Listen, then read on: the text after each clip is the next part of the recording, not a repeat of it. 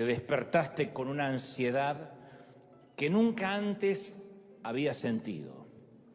Todo dolía, pero si pudieras contarlo dirías que dolía de una manera extraña, tan extraña que ya te resignaste a buscar la forma de describirlo, de articularlo con palabras.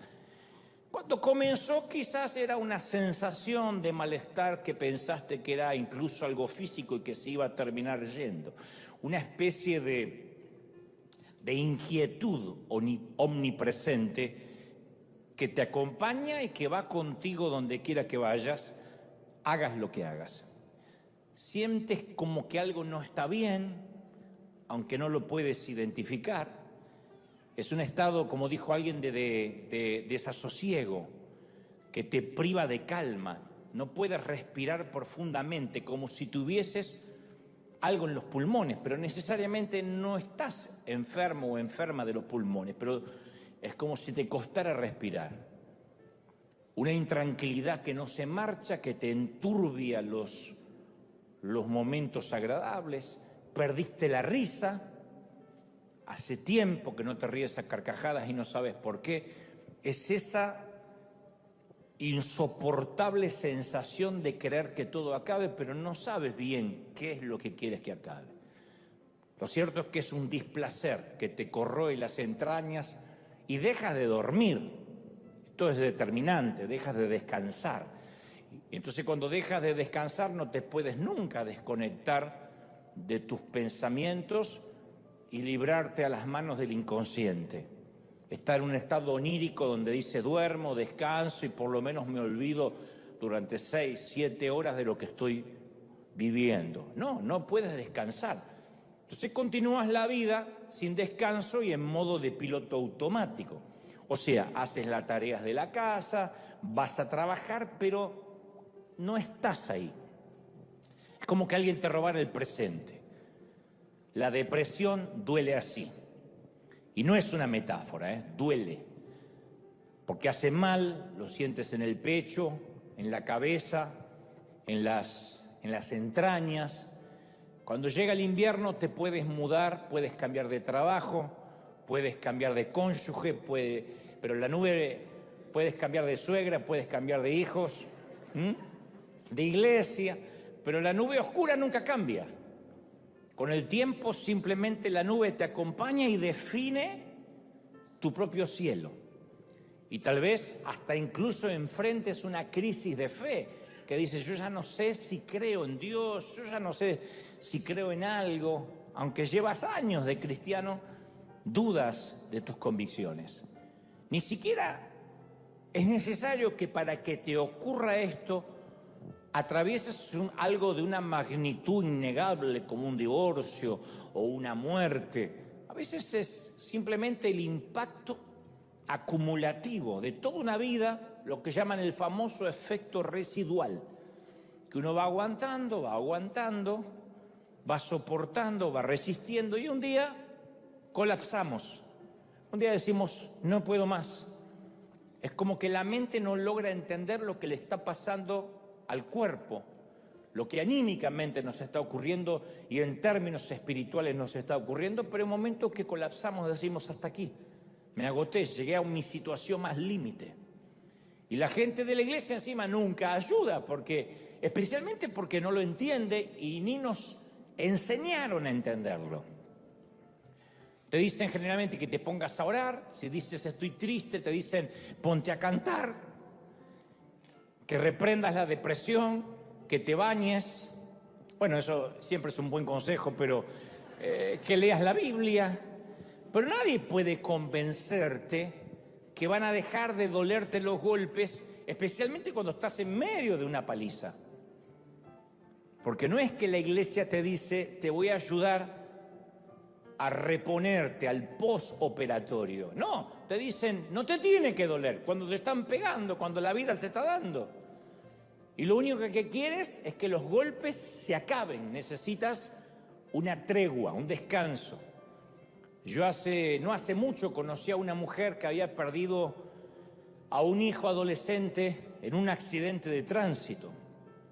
Y una mujer cristiana de su propia congregación le dijo: tú tienes que confesar que todo lo puedes en Cristo que te fortalece y confesar victoria, ya no llores.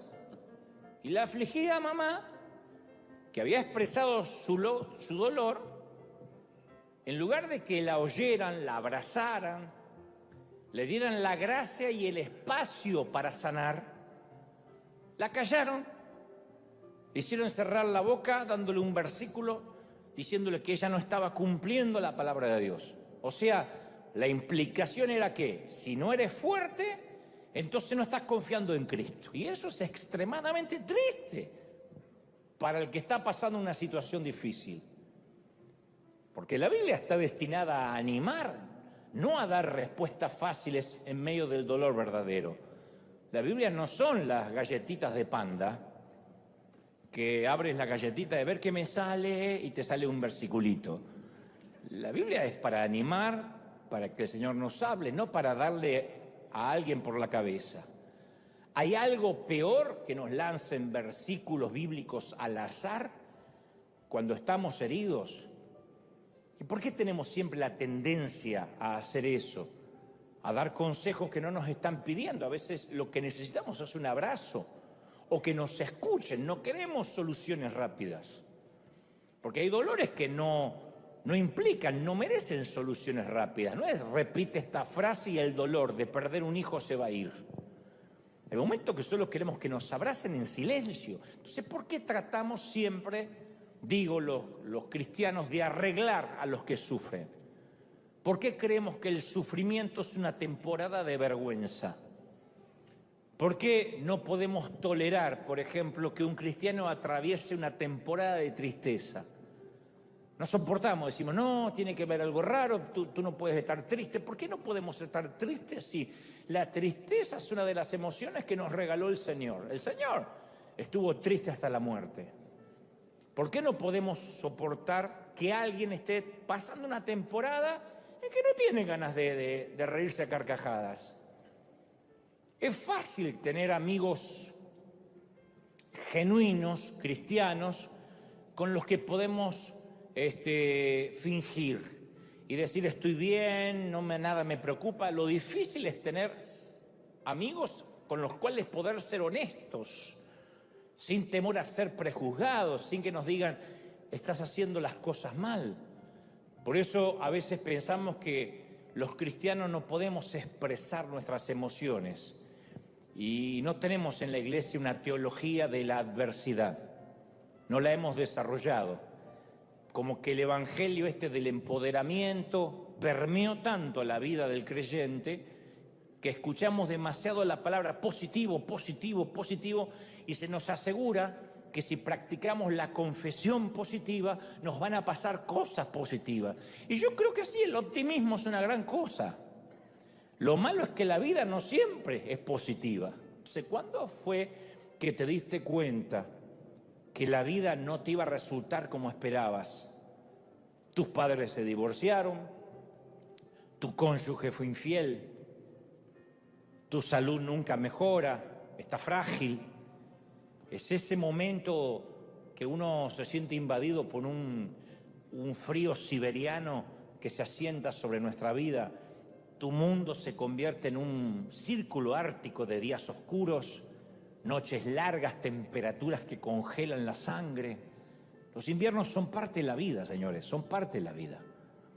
Y por más que tratemos de abrigarnos y protegernos del viento, hasta el más saludable de nosotros puede caer con un gran resfrío o un gran tema pulmonar.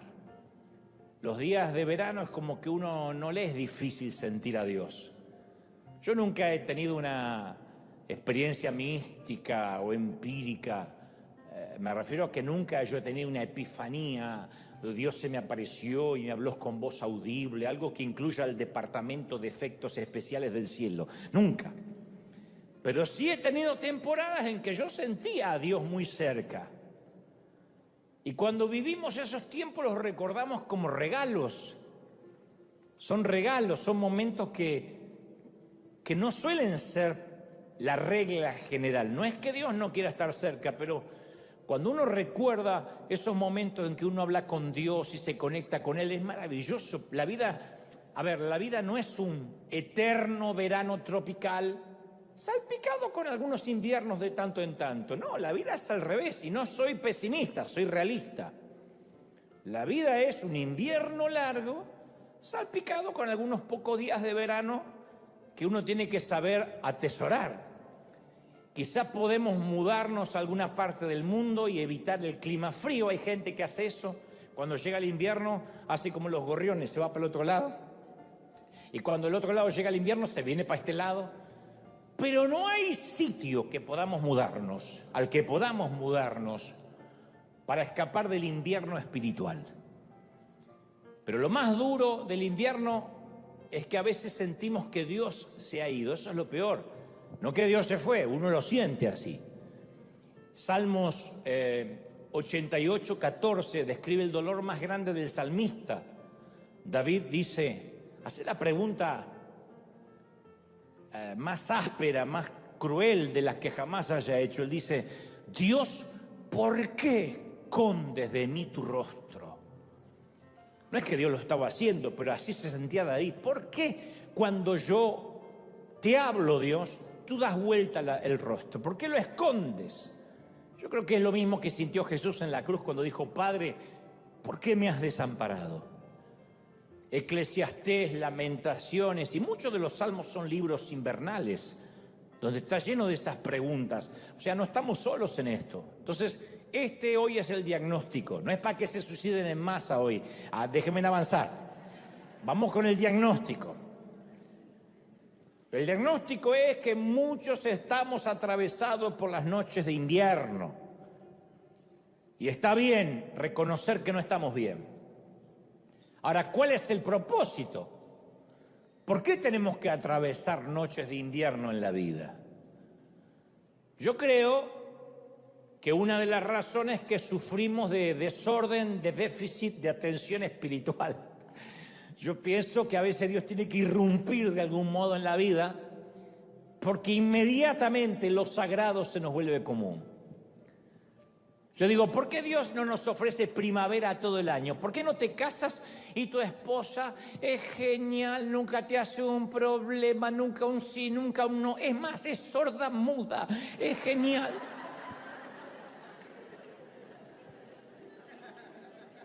¿Por qué te casas si tu marido nunca le crece la panza, nunca eructa, nunca se larga gases, nunca toma cerveza, nunca ronca de noche? Es Brad Pitt ungido. ¿Por qué no? Porque tus hijos no son como los hijos de Charles Ingalls, porque se parecen más a los Simpsons. ¿Por qué? Bueno, ¿por qué? ¿Por qué Dios no nos envía sueños, epifanías a todos nosotros cada noche? Digo, ¿por qué no nos enciende una zarza en cada esquina? Tal vez se deba a que Dios quiere que aprendamos a verlo en lo ordinario, en lo común, antes que dependamos de lo extraordinario. A lo mejor se debe a que si Dios tuviera que usar efectos especiales cada vez que quiere hablarnos, sería como una mamá que entrena al hijo a prestarle atención solo cuando ella grita. Que alguna tiene ganas de decir amén porque así entrena al hijo. ¡Mate! Nunca el nombre del apóstol estuvo en esa garganta como lo está a diario. ¡Mate! Porque queda más bien ¡Nabucodonosor! ¡Judas! Que estaría mejor. Pero le ponen nombre de cristiano. Bartolomé. ¿Por qué desconectaste el pulmotor del abuelo? Esas cosas. Si entrenas a tu hijo para que preste atención solo cuando levantas la voz, vas a necesitar efectos especiales más fuertes cada vez para que te escuche, porque después se acostumbran los gritos. Y una mamá lo que quiere es que el hijo, un papá también, el hijo escuche los susurros, los suspiros del papá. Entonces Dios quiere enseñarnos que esas temporadas álgidas de incertidumbre son procesos para crecer y para aprender a oír la voz de Dios. Pero debemos saber que Dios ve esa depresión, no es que nos abandona. nos dice, voy a permitir una depresión y te veo de acá a 10 años a ver cómo te pegó. No. Dios dice en Éxodo 3:7, he visto la opresión, le dice a Moisés, que sufre mi pueblo, la opresión, estar oprimido. Opresión es lo mismo que depresión, es algo que está deprimido, chiquitito, algo que se contrae. Los he escuchado y conozco bien sus penurias. Yo me pregunto si Moisés lloró al oír estas palabras de parte de Dios. El Creador estaba conmovido. Los he visto llorar. No hay nada que conmueva más que Dios nos diga, te he visto llorar. Sea lo que sea que hoy te agobia, una larga enfermedad, una quiebra financiera, el sufrimiento de la familia, la confusión, insisto, una depresión inexplicable que no resiste análisis, una terrible pérdida. Quiero que hagas una pausa y escuches al Creador que te susurra, no te angusties, yo te he visto, te estoy viendo. Sé lo que pasaste, lo que estás pasando. Me importas. Me importas. Tu invierno tiene propósito. Tu invierno tiene propósito. Tu invierno tiene un propósito. A veces en la vida las cosas no salen como lo esperamos, ¿o no? No siempre la vida es color de rosa. Y si nuestra mente está cableada o conformada para ser inexorablemente positiva, va a llegar el momento en que estemos viviendo en un metaverso imaginario, en un mundo sin sentido común. A mí me gusta ser positivo, yo me considero un tipo medianamente positivo, no para decir qué bruto, qué positivo, pero medianamente positivo. Pero hay algo que también creo, que si uno no tiene un punto de vista realista de la adversidad, cuando llegue el momento de enfrentar la adversidad, el resultado no va a ser muy positivo que digamos. Uno tiene que ser realista, ni pesimista ni optimista, realista. El tema de fondo, insisto, es que no somos impermeables a los prejuicios de los demás cristianos. Y si se sabe que recibiste un diagnóstico de salud mental o tomas pastillas para equilibrar tu cabeza, inmediatamente alguien va a pensar que estás en pecado, en el peor de los casos que estás endemoniado hasta la jeta. Entonces, ¿qué haces? No buscas ayuda, por miedo a ser señalado. Entonces, los prejuicios evangélicos son un grave problema sanitario, siempre. La depresión duele de una forma completamente diferente a cualquier dolor físico que hayas experimentado. Porque el dolor físico uno lo puede localizar. Me duele la rodilla, me duele la espalda, tengo un problema en el hombro. La depresión duele todo. Y la gente te dice, ¿y por qué estás mal? No entiendo, si tienes hijos. Por eso estoy mal. No, pero no entiendo por qué está mal. Tienes casa, tienes dinero, tienes más que lo que tienen en Cuba, tienes más que la gente de Uganda. ¿Por qué estás triste? Y uno hasta le da vergüenza decir estoy triste, porque tiene razón en ese sentido. Pero la depresión, la tristeza no se deja comprender y no tiene una solución inmediata. Y no eres plenamente consciente de que algo anda mal hasta que algo se rompe en tu interior. Y te niegas a pensar que es una enfermedad, que es una patología. Dices, no, es un estado de ánimo, debe ser porque estoy bajo estrés, bajo surmenage. Pero la tienes. Y no se soluciona con un par de suturas. Ojalá fuera una herida que se soluciona con un par de suturas y un apósito. Mucho menos con que te oren o que pases adelante y te impongan las manos. Ojalá fuera así de fácil. Ahora es cuando yo quisiera estar equivocado y que alguien me diga, sí, se resuelve con una oración rápida. Pero no. ¿Cómo reparas algo que sabes que está dañado, pero no sabes cómo está dañado ni en dónde? ¿Cómo sabes? Tú solo sabes que tienes un letargo, un desasosiego, una desidia que no puedes explicar. La depresión es un camino a través de una noche de invierno que no se termina, sin señales, sin un destino claro. La depresión, yo siempre digo, es un parásito en el corazón y en la mente. Un parásito que entra porque entra y que no hay razón aparente por qué lo dejamos entrar y reproducirse. Y es una condición humana que no respeta la estatura espiritual de nadie y se siente casi a nivel arterial. Esto es literal. Algo arterial es que sientes que las palpitaciones de tu corazón cambian, que literalmente sientes que te vas a morir. Se siente a nivel arterial, no pasa con ningún otro dolor a menos que involucre el miocardio. Y grandes héroes cristianos han sufrido de depresión. Yo conozco a un querido pastor que sufre una depresión neurótica. Y en su momento dejó de estar al frente de la iglesia porque no se sentía calificado. Decía, ¿cómo yo voy a orar por la gente? Mirá con lo que estoy luchando. Y gracias a la ayuda de psiquiatras, de profesionales, logró salir adelante. Porque no es que está loco, pero no puede bajar la guardia. Él suele decir, tomo un medicamento que me limpia la basura que se me acumula en los canales de mi cerebro y me da la posibilidad de un nuevo comienzo cada mañana.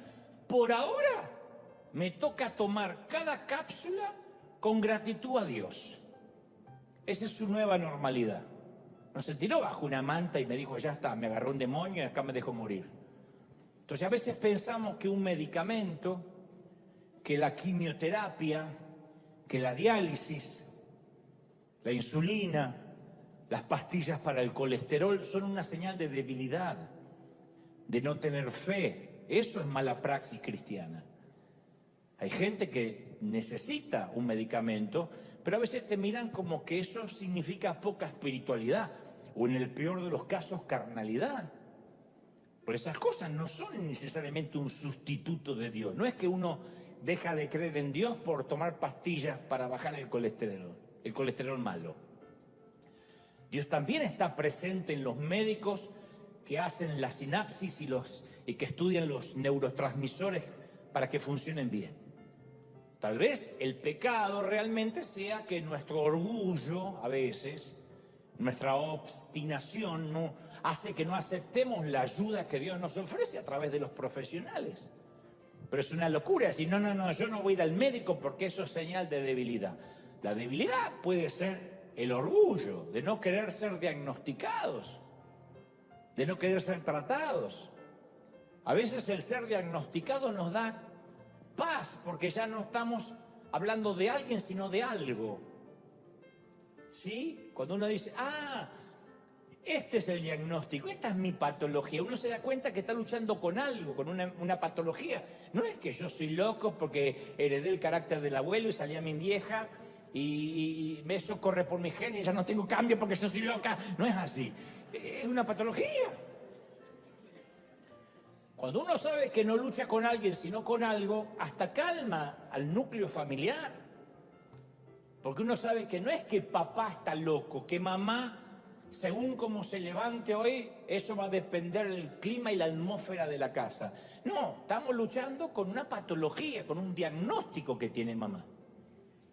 Entonces, otra vez, pregunto, ¿puede que estés atrapado en una melancolía perpetua? Hay gente aquí o en casa que conoce ese solsticio de días sin sol y árboles desnudos. Yo no creo que los hijos de Dios somos víctimas de los aleteos. Yo no creo que ciudades enteras sean arrasadas por el mar a causa de la voluntad caprichosa de un insecto. Si fuera así, todo es causa y efecto, casualidad y suerte, y no habría consuelo, porque nadie tendría propósito. Pero si yo encuentro consuelo en las promesas como estas, Salmos 115:3 dice, nuestro Dios está en los cielos, en su trono, y puede hacer lo que se le plazca. Eso me consuela. Hay un rey. Un profeta se lamentó. En Lamentaciones 3:37 dice, ¿quién puede anunciar algo y hacerlo realidad sin que el Señor dé la orden? Una pregunta retórica. ¿Quién va a hacer algo en la tierra sin que Dios dé la orden? Y el profeta Daniel declaró en Daniel 4:35, Él actúa, Dios, según su voluntad, tanto en el cielo como en la tierra. No hay nadie que pueda oponerse a su poder ni preguntarle, hey, ¿qué haces? Me encanta. ¿Quién le puede preguntar a Dios, qué estás haciendo? Entonces, Dios aseguró en Isaías 46:10, yo digo, mi propósito será establecido y todo lo que quiero lo voy a realizar. La mariposa puede volar todo lo que quiera, pero que su aleteo genere un huracán, para eso necesita el permiso de Dios. Primera de Timoteo 6:15 afirma, Él es el único y bendito soberano, Rey de reyes y Señor de señores. No hay otro rey. Él no es un presidente democrático, no depende del Senado, no depende de los diputados, no necesita los votos populares de nadie, no necesita la boca de urna. Él es el Rey y no se ha movido del principio de los tiempos y sigue siendo el Rey. Entonces, en esta línea de pensamiento, tenemos que aprender a discernir que el invierno que nos está ocurriendo no es un capricho o la mala suerte o el aleteo de un insecto. Es un propósito divino, ¿sí o no? Pasa por algo. A fines de agosto del 2018, 2 años apenas antes de la pandemia, aquí muy cerquita el pastor Andrew Stocken, yo te lo conté, en una iglesia de Chino, California, se quitó la vida por depresión. Querido pastor, joven, ministro de tan solo 30 años, 3 niños pequeños. Y su esposa declaró después de que él se quitara la vida, dijo, yo no entendía la profundidad de su depresión ni la lucha emocional que estaba enfrentando. Todos nos dejábamos engañar con su aparente carisma y sonrisa. Era un tipo muy carismático, no era un tipo que usted dice, y se veía venir depresivo. Un tipo, ustedes buscan sus videos, Andrew Stocken, y es un muchacho cool, con buena onda, con mensajes motivacionales. Ni su esposa se dio cuenta que había una implacable batalla espiritual envolviendo la vida de su marido. Estaba atravesando el invierno y aparentemente ni él ni ella lo pudieron discernir. Y eso sucede porque muchas veces los cristianos creemos que la ansiedad y la depresión son problemas que se arreglan con una oración rápida, o declarando victoria, o decretando que somos libres. Decrete que es libre. Hay un respetado médico cristiano que dijo hace poco, nuestro mayor problema es que pusimos a las enfermedades mentales en las categorías de las luchas espirituales. Uno no pondría una enfermedad del corazón en la categoría de las luchas espirituales. Nadie se avergüenza de contar que se fracturó la pierna, o que tiene asma, o que incluso tiene diabetes, pero siempre estamos ocultando la depresión, nos da vergüenza. Y como si esa ignorancia no bastara, le sumamos la idea errónea de que los pastores, los líderes están más cerca de Dios y no luchan contra la depresión o no pasan inviernos crudos. Dicho sea de paso, si hay alguien aquí que tiene un ser querido que se ha quitado la vida por depresión y se pregunta, que es la pregunta siempre recurrente, si algún día lo va a volver a ver, yo tengo algo que decirte. Hace poco leía un libro cristiano acerca de los mitos del suicidio y un reconocido teólogo afirmaba, si eres aceptado en el cielo o no, no tiene que ver por cómo mueres, sino a través de la relación personal que tenías con Jesús. Convengamos que el suicidio es pecado porque es un acto injustificado de quitarse la vida. La vida es preciosa y Dios es el dador de la vida. Sin embargo, el suicidio no determina el destino eterno de una persona, porque nuestro destino eterno descansa únicamente en la gracia de Dios. No hay quien le pregunte qué haces. No hay quien le pueda decir qué haces. Y como dijo el querido Rick Warren, cuyo hijo menor también se quitó la vida hace unos años, él dice siempre: yo sé que lo veré en el cielo, porque la gracia de Cristo está por encima de cualquier desfase hormonal o desfase mental. Y sigo con Pablo. Antes de su invierno, Pablo pide las 3 cosas que todos necesitamos para completar nuestro propósito durante el invierno: un abrigo, un libro y papel. El abrigo tipifica una cobertura. Cuando estamos en nuestro invierno, deseamos un abrigo. Especialmente lo necesitamos en el invierno de nuestras vidas. Trágicamente, algunas personas no tienen a nadie que pueda traerles un abrigo. Un abrigo tipifica el abrazo sin preguntar, el decir: voy a pasar la noche contigo, tomando café, tomando un té. Y no tenemos que hablar de lo que te pasa, hablemos de cualquier cosa, no te voy a juzgar. Pero para algunos la necesidad de mostrar una imagen les impide mostrarse vulnerables y admitir que necesitan a alguien. Eso es lo peor. Los líderes que después terminan quitándose la vida es porque no pudieron pedir ayuda, porque tenían vergüenza de pedir ayuda. ¿Qué van a pensar? ¿Qué le queda para él si el que necesita ayuda soy yo? ¿Y quién dijo que un pastor no puede necesitar ayuda? Pero a veces nos sentimos demasiado orgullosos para decir: sí, soy quien soy, pero necesito la calidez, la cobertura de un abrigo. Y el mismo David en el Salmo 38:6 suspira y añade: estoy encorvado, literalmente. No era una metáfora, una licencia poética, se sentía encorvado. El monarca, el rey. Estoy abatido en gran manera.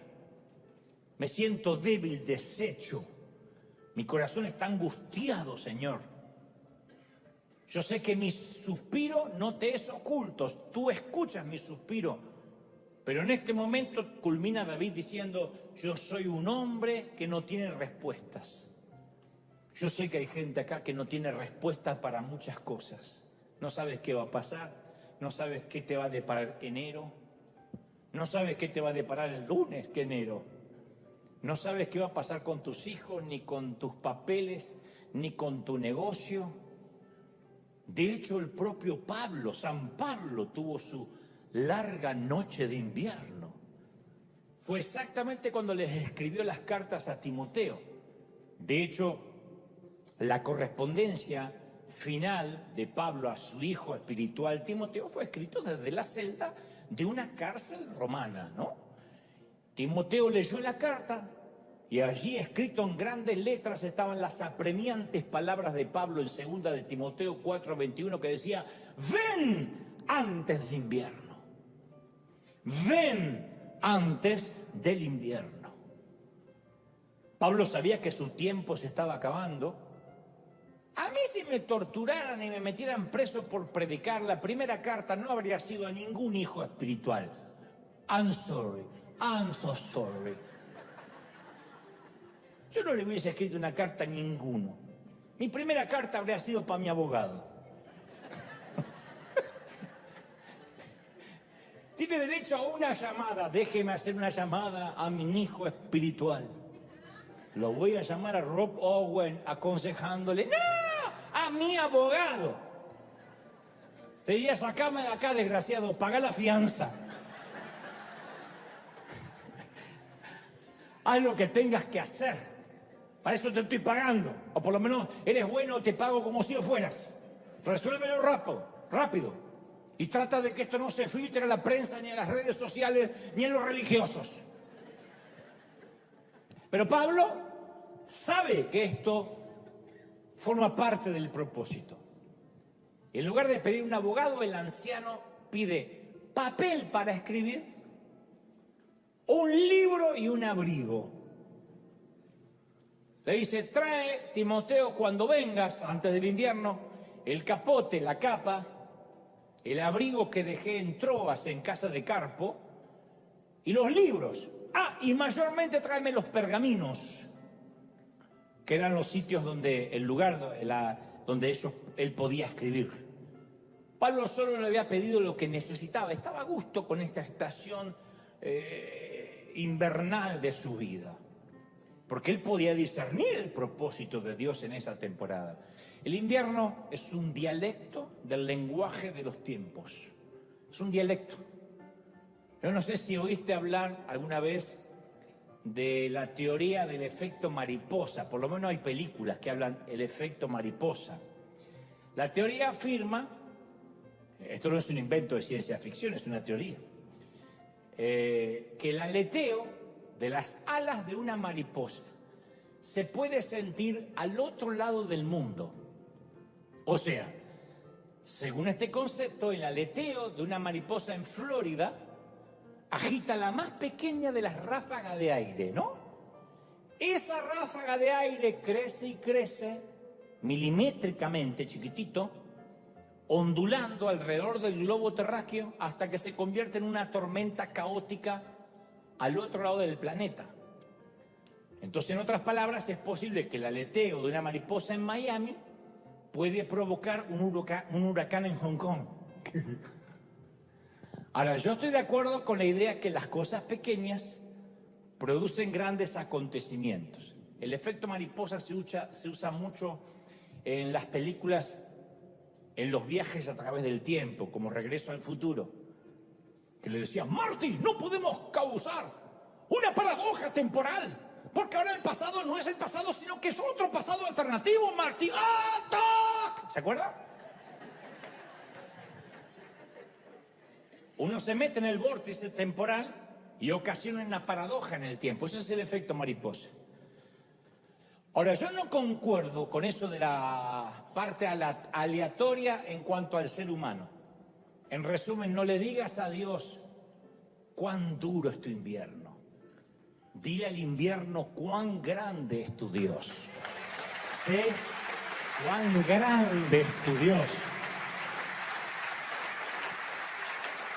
Y yo te invito a aceptar la invitación del salmista que dice: engrandezcan al Señor conmigo, exaltemos aún a su nombre. Salmo 34:3. Dios no necesita que lo agranden, Él ya es grande. Es una metáfora de decir: vean lo grande que es, cobren perspectiva. Pero nuestra tendencia es agrandar los inviernos. Y miramos con la lupa el diagnóstico, la enfermedad, la deuda, la suegra. Lo miramos con la lupa. Ya la suegra es terrorífica de por sí, imagínate con lupa. Pero debemos meditar menos en el invierno y más en el Señor. Menos en nuestra tristeza, en nuestra celda, y más en su poder.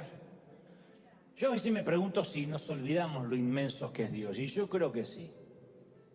Tiene que ver con que lo sagrado se nos vuelve común. Somos animales de costumbre.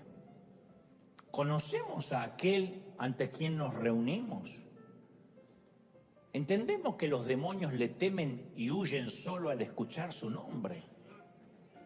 ¿Comprendemos la grandeza de Dios o venimos a la iglesia y bostezamos como pasajeros adormecidos en el vagón de un tren? ¿Estamos conscientes de su gloria? Recién dije eso y a alguien se le atragantó el bostezo. ¿Estamos conscientes de su gloria, de su fuego, de su poder? No estaremos padeciendo, no solo tendremos un déficit de atención espiritual, sino que estaremos padeciendo una pérdida del asombro. Isaías 40:25 afirma: ¿con quién ustedes me compararán a mí? Hablando Dios. ¿Quién es igual a mí? Dice el santo. ¿Quién? Moisés declaró en Éxodo 15:11: ¿quién, Señor, se te compara entre los dioses? ¿Quién se te compara en grandeza, en santidad? Y el salmista pregunta en el Salmo 89:6: ¿quién de los cielos es comparable al Señor? ¿Quién como Él entre los seres celestiales? Dios le dijo a Job, a su profeta, que cuando dudara de su poder, no le preguntara a los teólogos, no le preguntara a otros profetas, que le pregunte a los animales. Habla con el burro, habla con la jirafa. Job 12:7 dice que Dios le dice, interroga a los animales y ellos te darán una lección. Pregúntale a las aves del cielo y ellas te lo contarán. Habla con la tierra y ellas te enseñarán, cabezón. Pregúntale a los peces del mar antes de comértelos y te lo harán saber. ¿Quién de todos ellos ignora que la mano del Señor los ha hecho? En sus manos está, en mis manos está el alma de todo viviente y sostiene a toda la creación. Yo recuerdo que cantaba esa canción hace muchos años. Yo no soy cantante ni mucho menos, pero estoy acá, tengo micrófono, puedo cantar y nadie me dice nada. Yo cantaba, pregúntale ahora a las aves del cielo, ellas te lo dirán.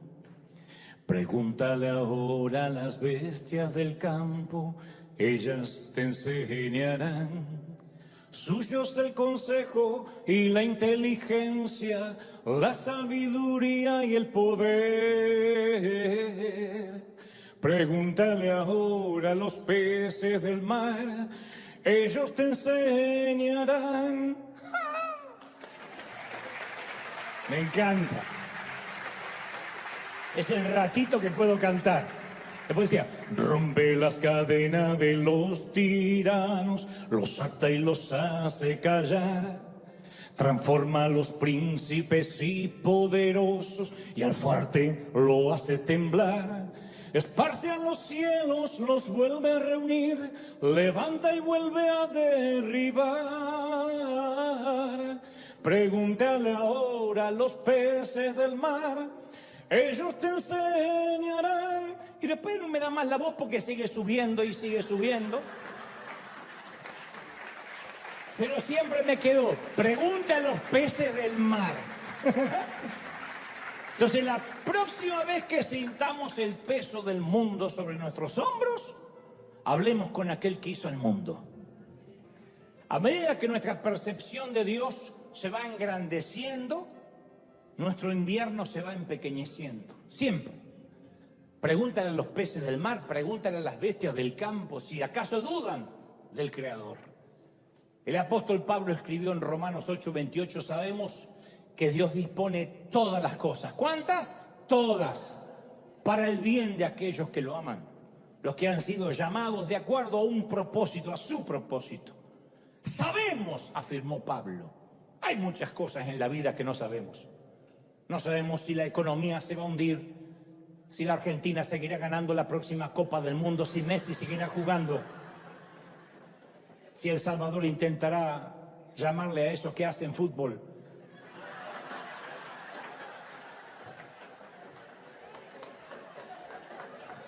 Tendrán un gran presidente, pero fútbol. No sabemos si ganará Trump o Kamala. No siempre sabemos qué piensan nuestros hijos. No obstante, según Pablo, podemos estar seguros de al menos 4 cosas.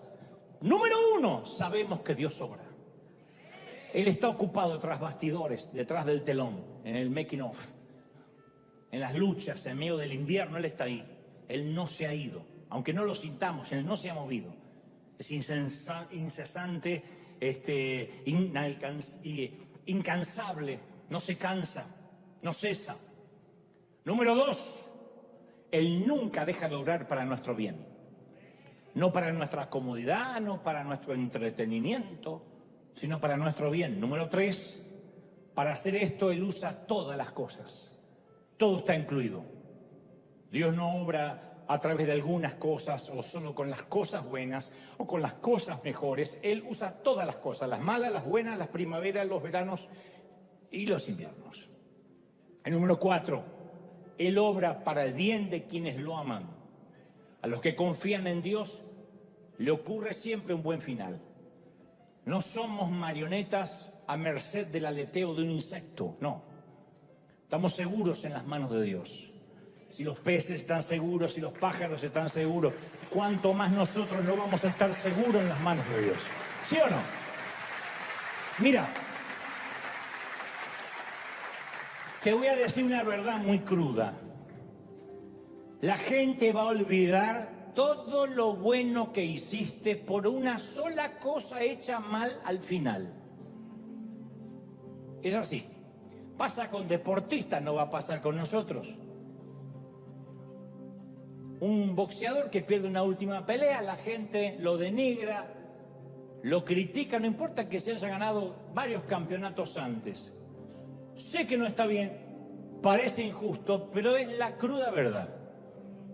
Entonces el apóstol Pablo no solo le enseña a Timoteo cómo empezar, le dice cómo terminar. No te entregues, no te rindas, no abandones, no tires la toalla, porque la corona que me espera a mí, le espera a todos los que acaben como yo. No importa si acabas en invierno o en verano, en una celda o en una mansión. Eclesiastés 7:8 dice, mejor es el fin del negocio que su principio. ¡Qué final grandioso! Cuando el libro se cerró, se dobló el abrigo y se escribió la última anotación. El anciano Pablo había mantenido su integridad y había logrado atravesar su invierno con dignidad, estoico, con la mirada en alto, con una convicción firme. Enfrentó la sentencia de Nerón y del Imperio Romano.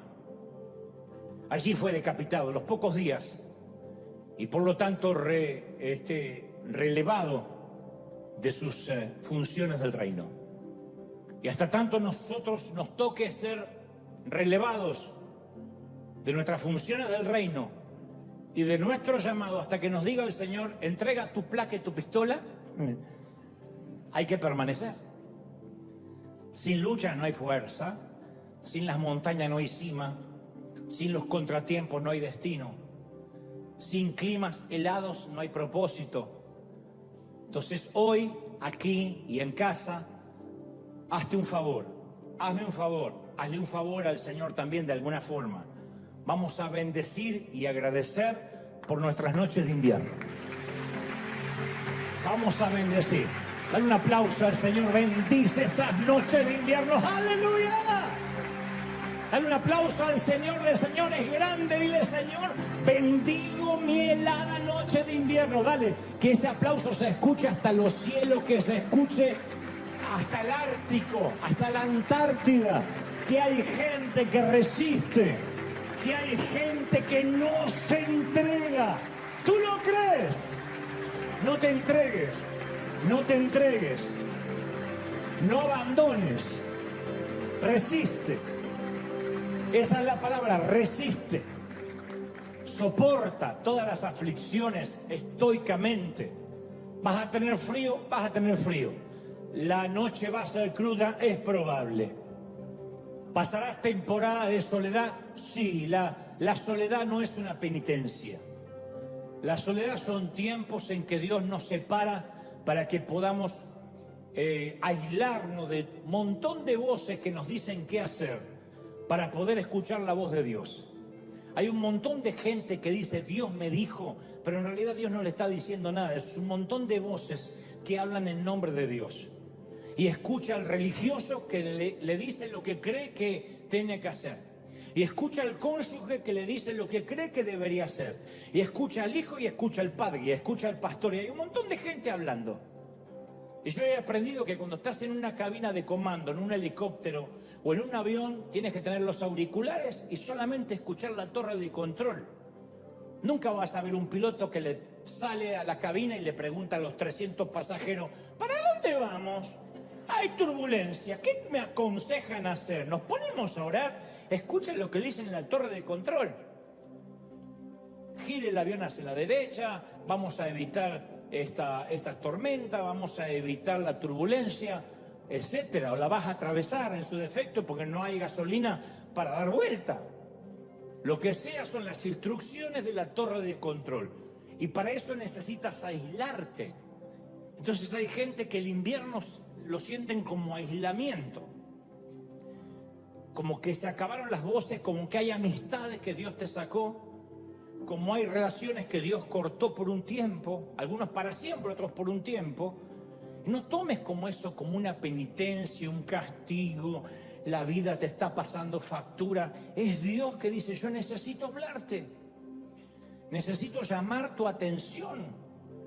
Y en el invierno uno medita, en el invierno no hay distracciones, no hay gritos en la plaza, no hay playa, no hay gente pugnando entrar al mar. Estamos nosotros, en el mejor de los casos, una chimenea, un libro, una Biblia y a escuchar a Dios. Y eso te va a dar fuerza para todas las temporadas que van a venir. Tienes que bendecir, tenemos que bendecir el invierno. Son temporadas maravillosas. Yo sé que la soledad, cuando no se elige, duele. La soledad elegida es un placer. Quiero estar solo.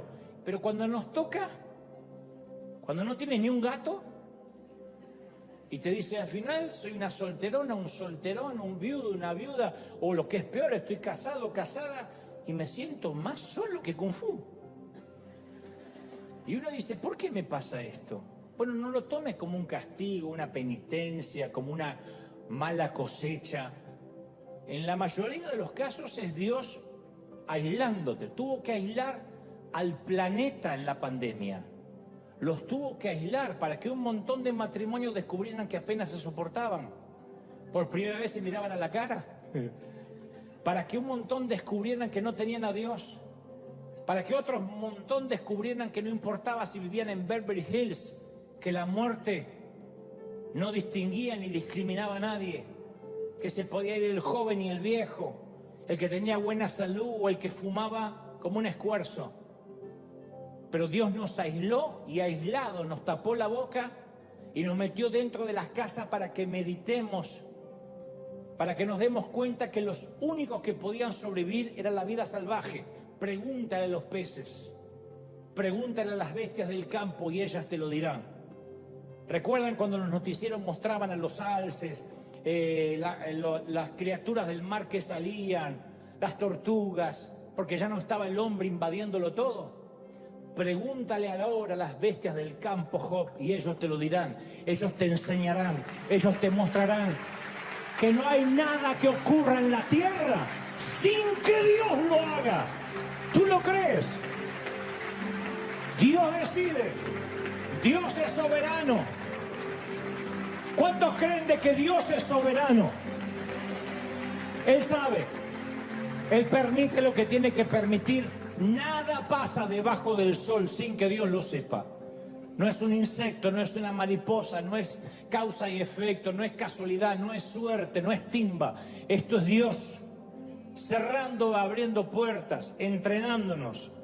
Y ten por seguro que a Dios no le importa cuándo lleguemos a la meta, sino cómo lleguemos hasta ahí. Y si va a tener que procesarnos, lo va a hacer. Algunos son fáciles de escuchar la voz de Dios. Celebro si eres así. Si acá hay gente de los que dicen, sí señor, ¿cómo? Te celebro. Pero si eres cabezón como yo, vas a necesitar a veces la brida, el freno. Vas a necesitar que a veces Dios te cierre con cerco de espinos, que te lleve y permita ciertas crisis controladas, controladas.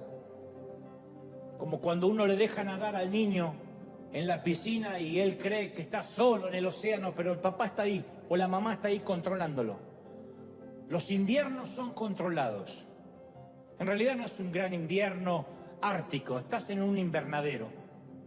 En realidad es un invierno controlado, chiquitito así, pero para nosotros se nos hace eterno. Pero Dios dice, te voy a tener ahí, sé cuánto puedes soportar. Yo sé cuánto tú puedes tolerar. Y sé cuál es tu nivel de resistencia y de qué estás hecho. No voy a permitir que te quiebres, no voy a permitir que te pierdas. No voy a permitir que la depresión te haga olvidar quién soy. Yo sé que la depresión no se va a ir ahora, ni siquiera con esta próxima oración. Pero por Dios, lo que quiero que te vayas de aquí es pensando que nada de lo que te pasa, nada, ni lo alto, ni lo profundo, ni la depresión, ni el estar exaire, ni lo presente, ni lo porvenir, ninguna otra cosa creada podrá separarte del amor de Dios que es en Cristo Señor nuestro. Nada.